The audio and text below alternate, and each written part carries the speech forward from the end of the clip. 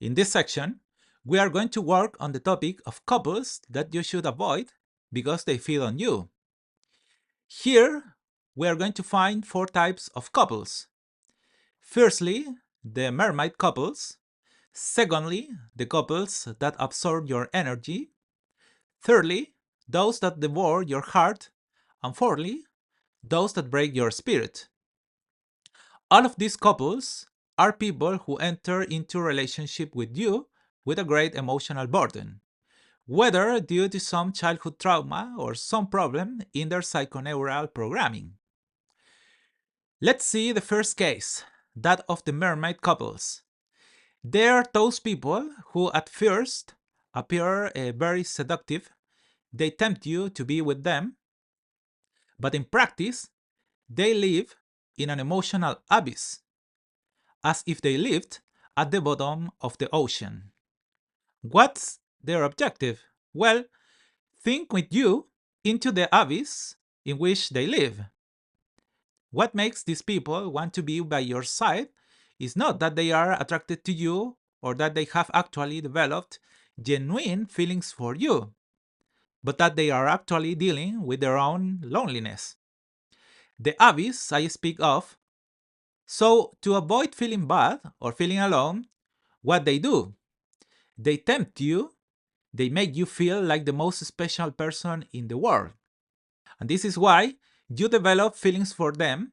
And when you have done so, and when you have fallen to their depths, you begin to lack oxygen.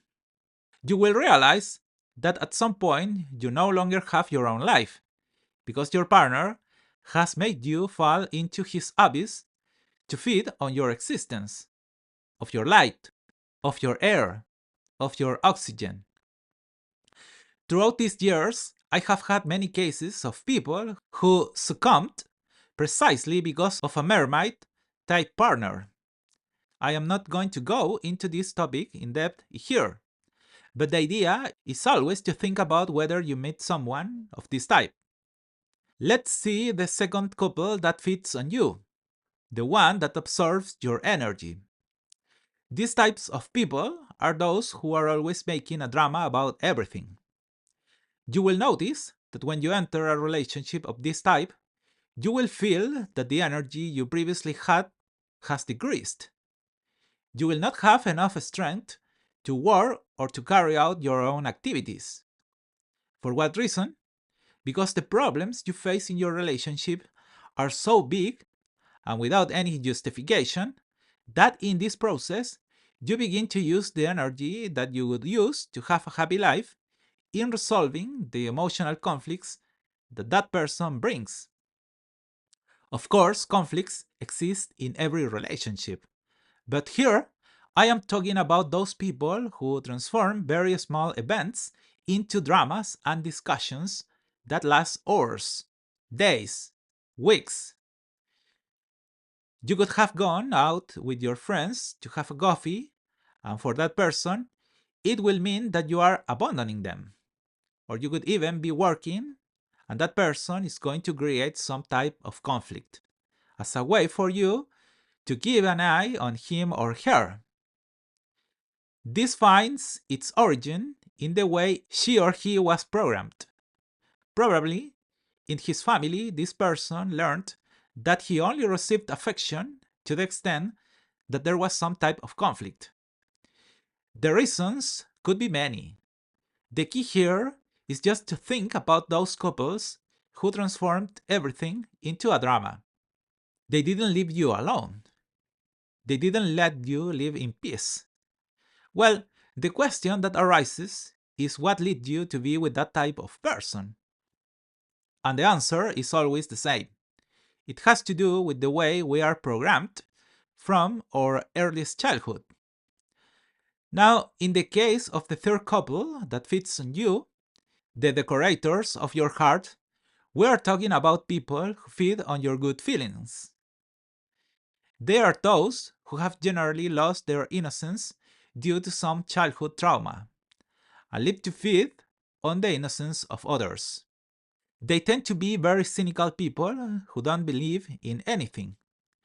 And here you are going to encounter two problems. On the one hand, that person is going to show himself at first as someone who is genuinely concerned about your heart and who values your good feelings. But on the other hand, that same couple will begin to show their own emotional pain, how much they have suffered, as a way for you to invest your emotions in him or her. And that is going to make you want to save him. For what reason? Precisely because of your good feelings that that person is feeding on. So, what happens?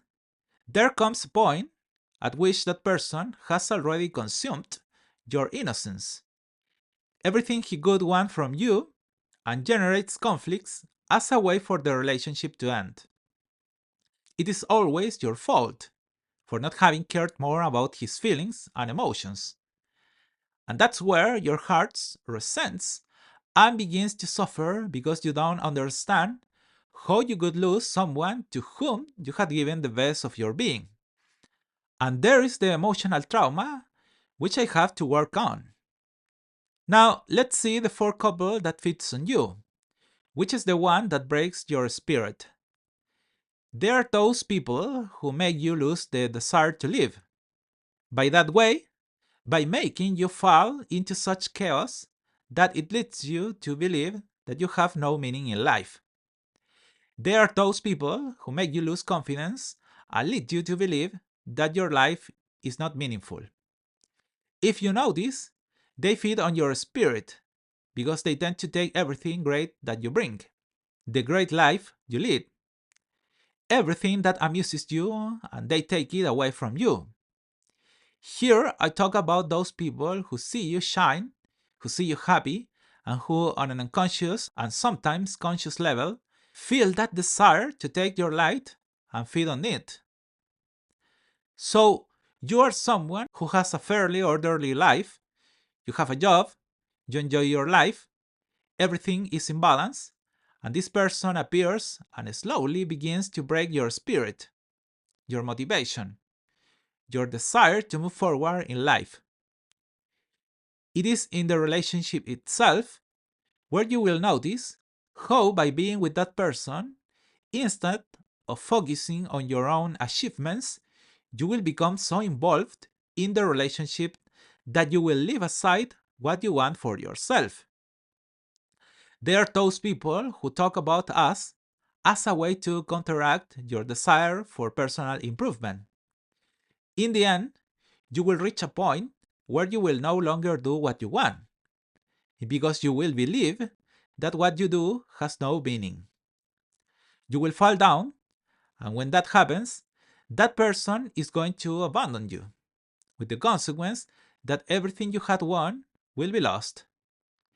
Many come to my office in this state. The important thing, as always, is that you think about your own experiences and define all the toxic partners that feed on you throughout your life. The idea is that you do your self awareness process so that this process does not happen to you again.